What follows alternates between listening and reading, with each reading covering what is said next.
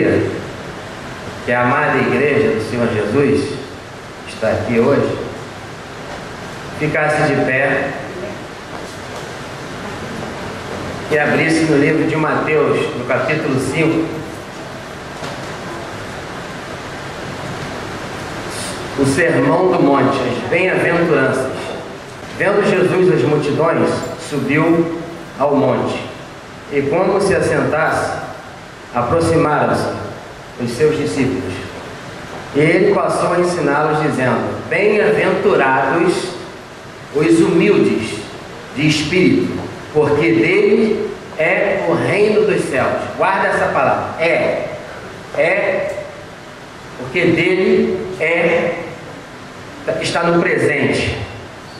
O verbo no presente. Dele é o reino dos céus. Versículo 4.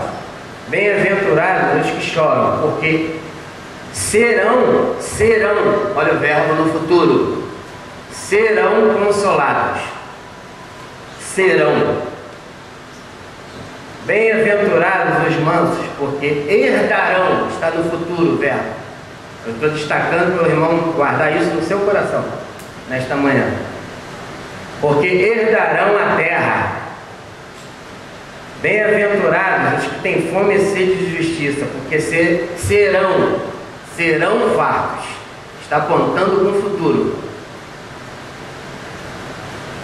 Bem-aventurados, versículo 7, os misericordiosos, porque alcançarão misericórdia.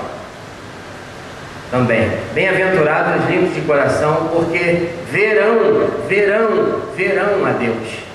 Bem-aventurados os pacificadores, porque serão chamados filhos de Deus.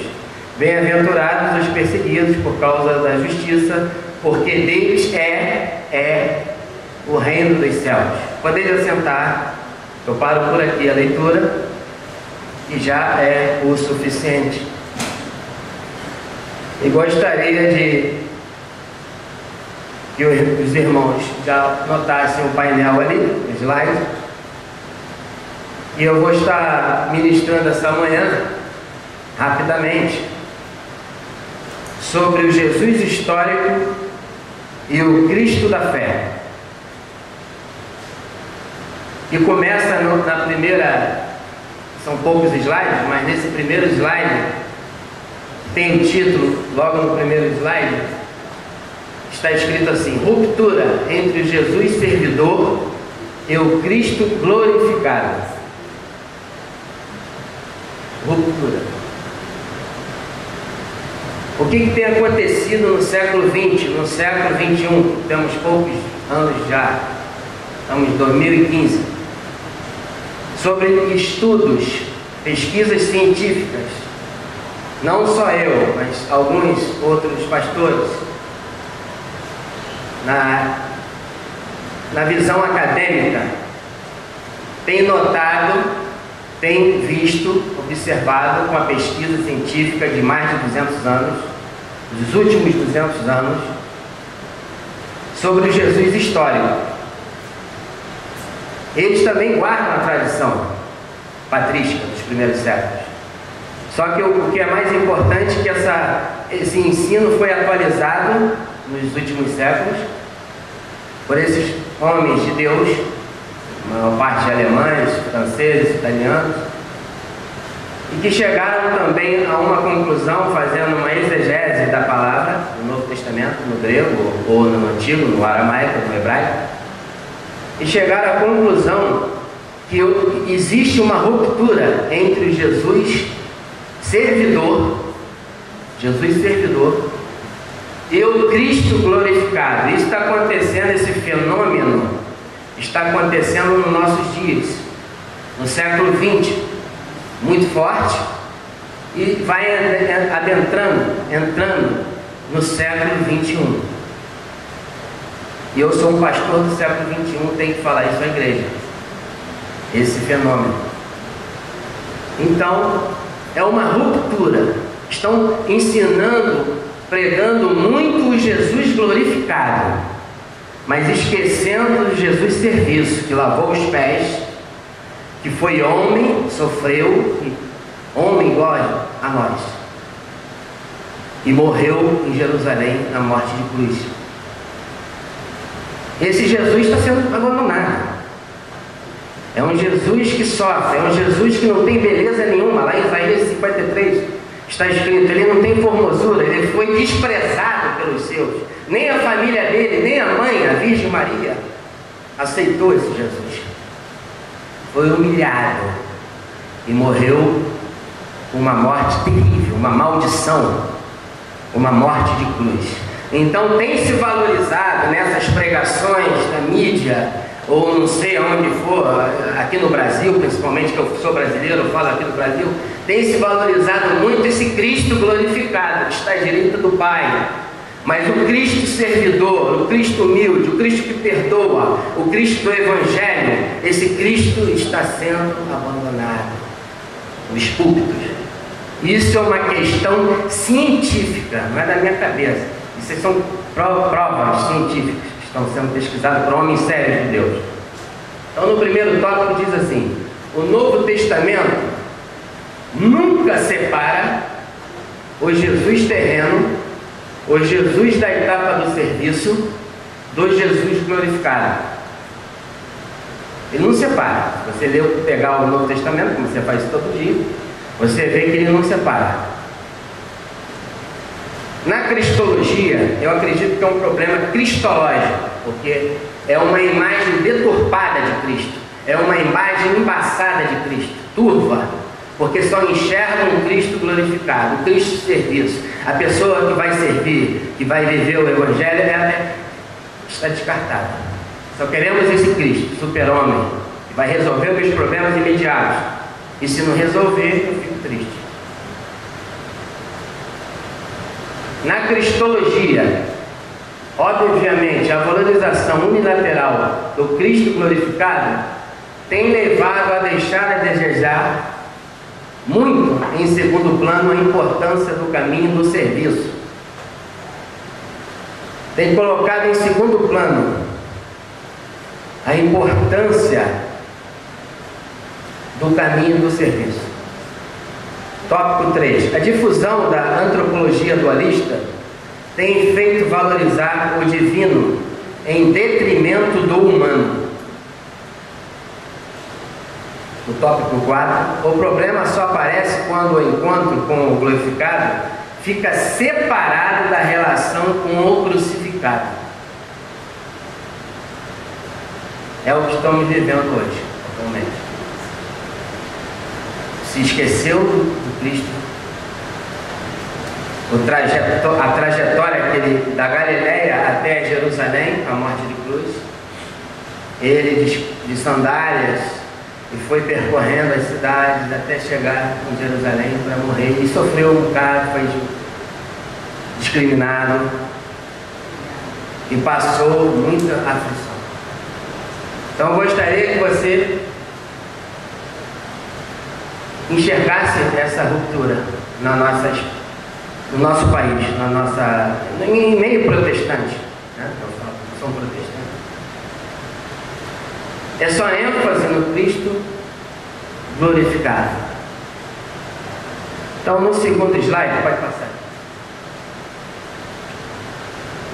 Mostraremos algumas, são diversas,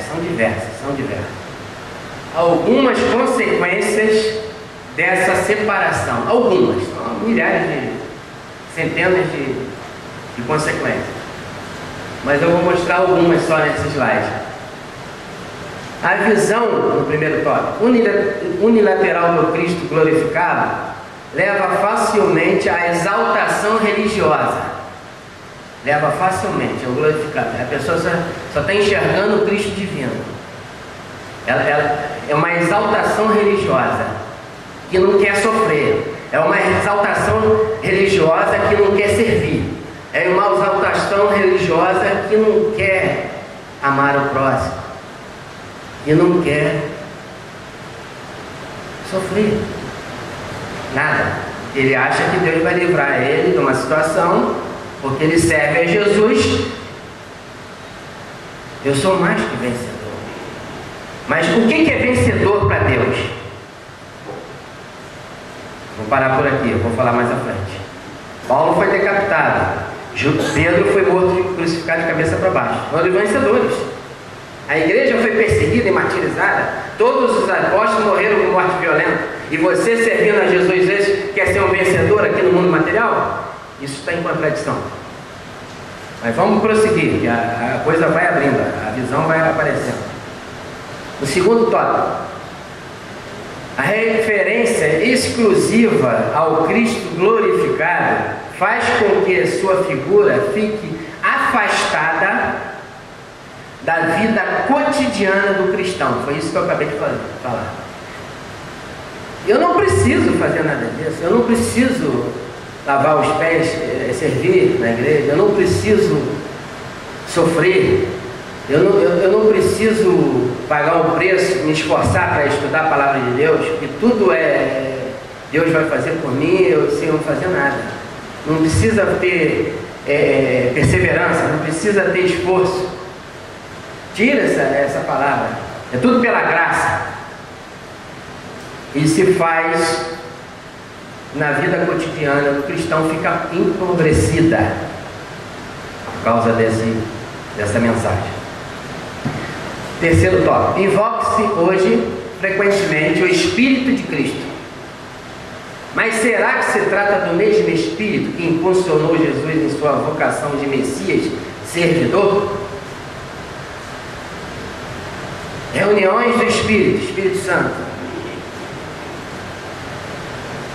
Mas estão perdoando uns aos outros? O Espírito de Deus, o Espírito de Cristo, levou Jesus para o deserto para ser tentado. Você vai ser levado também? O Espírito vai te levar? Você quer? O Espírito Santo levou Paulo para ser degolado. O Espírito Santo estava lá quando Pedro foi crucificado de cabeça para baixo. Mateus, Lucas, todos eles morreram.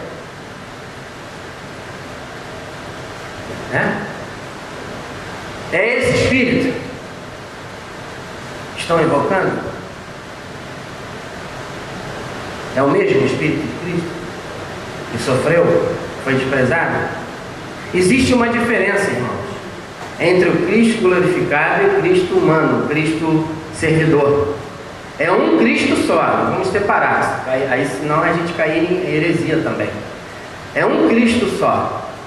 Mas a etapa do humano, do serviço, foi até a morte de cruz. Após a ressurreição, ele se tornou glorificado. Está à direita do Pai. A igreja está sendo peregrina aqui na terra, como somos nós hoje. Estamos no momento do Cristo servidor, do momento Cristo que é homem, do momento Cristo que sofreu, foi desprezado, que arregaçou as camisas e foi fazer a vontade do Pai, mesmo custando sangue da sua morte. A igreja ainda não participou da ressurreição dos mortos. A igreja ainda não foi glorificada. A igreja não foi. Como é que você vai querer viver uma glória aqui nessa terra, onde o mundo já é maligno, se a igreja não participou ainda da ressurreição dos mortos? Aí Deus será tudo em todos quando aquele dia acontecer. Um piscar de olhos, a última trombeta soará, nós seremos transformados. Esse dia não chegou para a igreja. É o Cristo servidor, é o Cristo sofredor, é o Cristo humano que sentiu dores, que era homem igual a nós. Essa é a etapa que estamos vivendo. Não vamos inverter as coisas.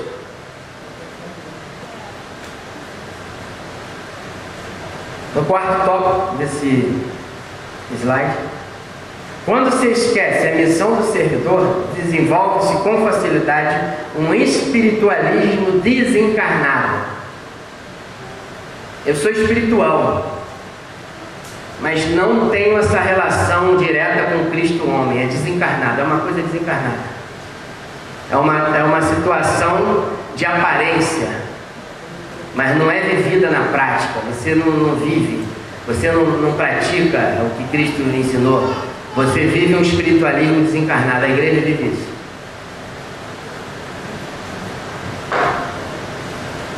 Passa o slide. Sobre o reino de Deus, que também é a continuação dessa mensagem, Não está escrito ali reino de Deus, mas é bastante importante o reino de Deus na pregação de Jesus. A gente vai entender o que eu estou dizendo sobre esse Cristo servidor e o Cristo glorificado. A relação entre presente e futuro na pregação de Jesus.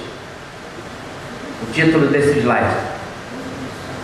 A relação entre presente e futuro na pregação de Jesus.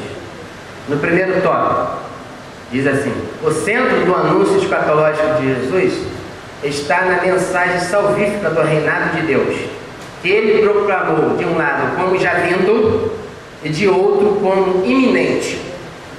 Aí tem uma frase interessantíssima que eu gostaria que você guardasse aqui, 2 pontos: o já, eu ainda não.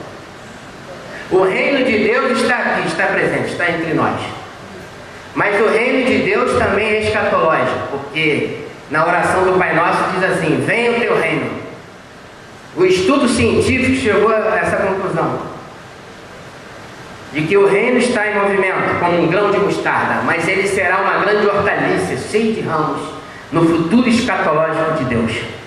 Mas estamos vivendo no presente. O reino de Deus está entre nós.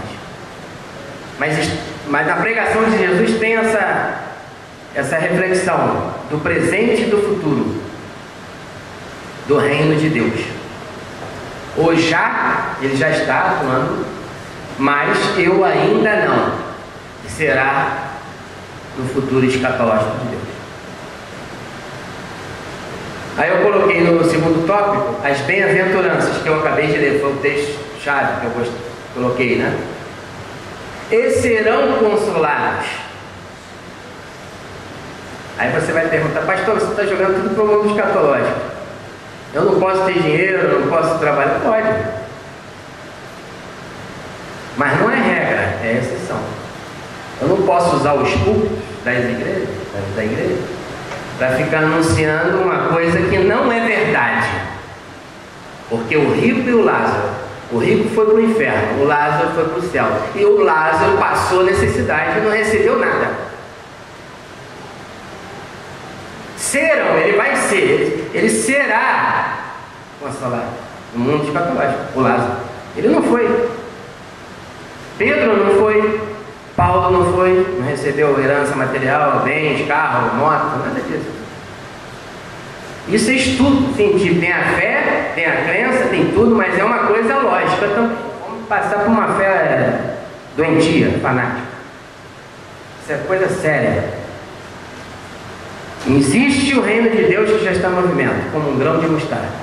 Mas ele vai se tornando grande, até se tornar aquela hortaliça gigante do futuro de Deus.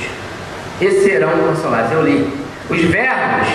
Com os verbos no futuro, serão saciados, serão consolados. Isso demonstra no sermão das bem-aventuranças que Jesus está demonstrando que isso não é nesse mundo, não é neste século. Toda regra tem uma exceção. Pode acontecer de eu conseguir alguma coisa, você também, mas não é regra, é exceção. A regra será no futuro. Serão consolados. Esse serão ainda não chegou. Não fica pregando, falando coisas que é para agora, imediatismo, dizendo que vamos viver o reino de Deus aqui na terra. Isso é mentira. O anticristo. Isso não está no Evangelho. As bem-aventuranças. A oração do Pai Nosso, no último tópico aqui, eu não vou ler, mas é uma relação de futuro. Ele faz a oração e que venha o teu reino. Mas se o reino já está presente, por que ele fala que venha o teu reino? Porque tem um sentido de futuro, sentido escatológico. Existe o reino atuando aqui, no meio de nós, existe o reino que será no futuro escatológico, onde serão saciados, serão consolados. Não é nesse mundo terreno, material, é no mundo espiritual. Onde Paulo fala nas suas cartas assim: não fique pensando, olhando aqui só para baixo as coisas materiais deste mundo, mas fique desejando no seu coração as coisas espirituais que estão lá com Deus. É isso que Paulo fala, está se referindo a esses textos do Evangelho, que Jesus foi quem falou isso. E serão saciados, e serão consolados. Está no futuro o verbo. A relação entre o presente e futuro na pregação de Jesus sobre o reino de Deus. Jesus coloca o reino de Deus em movimento. O reino de Deus é a importância na pregação de Jesus. Isso foi bastante fixado nos últimos anos, séculos. Num quarto slide, que será o último, diz assim, fala sobre a ressurreição. A ressurreição de Cristo e a missão dos discípulos. Aí eu coloquei um versículo que está em Mateus 28:7, também está em Marcos 16:7, e diz assim: eis que ele vai adiante de vós para a Galileia, e ali o vereis. A Maria Madalena estava ali na hora que aconteceu aquele momento da ressurreição de Cristo, no domingo de manhã. E o Marcos, o evangelista Marcos e o Mateus narram, já em Lucas e João não, eles remetem os discípulos para Jerusalém. Isso foi uma pesquisa que foi feita. Mas por que Mateus e Marcos, quando a Maria Madalena vai avisar os seus irmãos, que é os discípulos, que viu Jesus, que teve um encontro com ele, e Jesus diz assim: e eis que ele vai diante de vós para a Galileia, ali o vereis. Isso é o anjo falando com a Maria Madalena, né? Na narração aqui que eu coloquei o texto. Por que Galileia? Porque foi da onde que o Cristo começou o seu ministério público, seu ministério humano. Foi dali da Galileia. Então ele apontou para a Galileia para se encontrar com seus discípulos após a ressurreição, justamente para mostrar aos seus discípulos que a mesma trajetória que Jesus fez sendo servidor, a mesma trajetória que Jesus fez, os discípulos tinham que fazer da mesma forma, começar na Galileia e pregar o Evangelho de Jerusalém em todo mundo. Isso mostra o que Jesus passou, você deve passar, meu irmão. O que Jesus passou, você deve aceitar. O que Jesus, não fica achando que é estranho, não, a perseguição, o sofrimento, alguma coisa assim. Ninguém quer sofrer. O apóstolo Paulo também não queria. Ele aponta para a Galileia, mostrando que é dali que eu e você devemos caminhar com as sandalinhas amarradinhas muito bonitinho e partir e fazer a mesma trajetória que Cristo, para você depois ressuscitar com Ele em glória. Serão consolados, futuro escatológico de Deus. É a questão do serviço primeiro. Você quer receber a glória agora, mas você nem caminhou ainda. É preciso a trajetória do serviço. Isso é que o Evangelho narra. Não podemos inverter as coisas. Existe, a igreja é peregrina, a igreja não é deste mundo. A igreja não enxerga o reino de Cristo como um reino material, que pede coisas, apartamento, casa. É um reino espiritual. A igreja precisa entender que é um reino espiritual, que você está na terra, ele precisa sim colocar o reino de Deus em primeiro lugar e em segundo lugar as outras coisas serão acrescentadas. Mas é preciso entender que estamos no tempo do serviço, no tempo da Galileia. Partindo dali, você deve anunciar o Evangelho, você deve expulsar os demônios, curar os enfermos, você deve ajudar aquele que está caído, o bom samaritano, você deve lavar os pés dos seus irmãos, você deve ser o menor, você deve ser humilde, você deve ser... E aquilo tudo que narra o Evangelho. Para depois você participar de Jesus glorificado, que é após a ressurreição. Né? Então, meus irmãos, essa mensagem que eu deixo essa manhã é muito curta, mas é profunda, mas deu para entender. E não fica só aí não. Quem quiser estudar,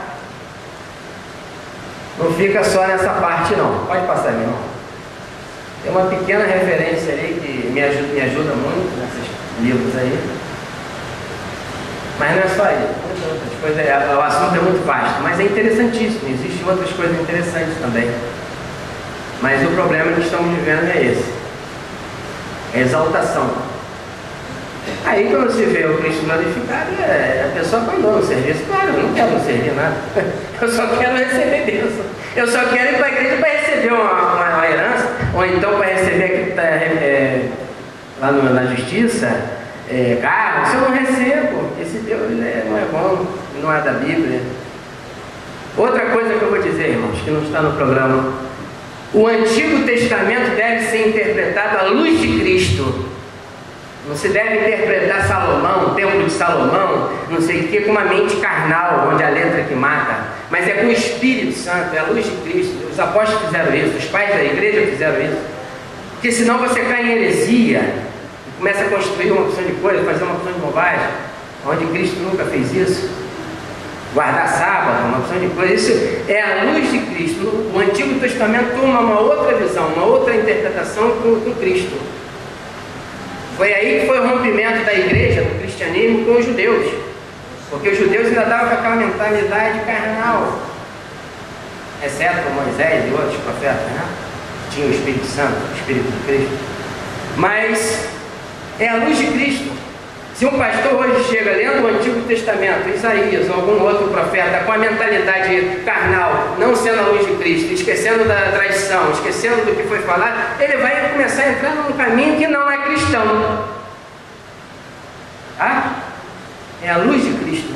Aí por isso que acontece, aberrações, a gente está vendo uma opção de coisas nesse século, que é uma ruptura entre o Cristo servidor e o Cristo glorificado. E aí você fica até mais satisfeito, mais cômodo, você como igreja, você como irmão. Se vem um vento contrário, você se porta, porque você acha normal. Agora, se nos cultos estão falando que não tem vento, não tem nada, só tem bênção, a pessoa toma um ventinho, ela vai embora da igreja e vai procurar outra coisa. E o que está acontecendo no nosso meio? Tem 50 milhões de cristãos, que o Rafael disse lá na igreja, que eu escutei. Mas eu também fiz esse estudo lá onde eu estou estudando, e diz que existe também, da mesma forma que os católicos não são praticantes, existe cristãos agora que não são praticantes, uma boa parte, e tem muita gente fora das igrejas. Por causa dessa mensagem, se eu engano o povo com uma mensagem diferente, qualquer vento, a pessoa desiste, abandona o caminho. É sofredor. Cristo foi cuspido, Cristo foi espancado, Cristo foi humilhado, o apóstolo Paulo foi humilhado, os apóstolos foram humilhados. Não é que isso você vai se dar sofrimento, não é isso, mas se vir algum vento, uma igreja que não é perseguida hoje no Brasil, você não vai, a igreja não vai estranhar, vai ficar mais forte, sabendo que isso é normal do cristão, porque o Espírito Santo levou Jesus Cristo no deserto para ser tentado pelo diabo, e ele vai fazer isso com você, se já não fez, após o seu batismo. Isso é logo após o batismo, ele leva o crente, já levou você, só que você, como eu, a gente é fraco, a gente é velho, até cai, né? Porque a gente é humano. Mas é nesse nível aí que foi anunciado o Evangelho. Então eu deixo essa parte nesta manhã com os irmãos.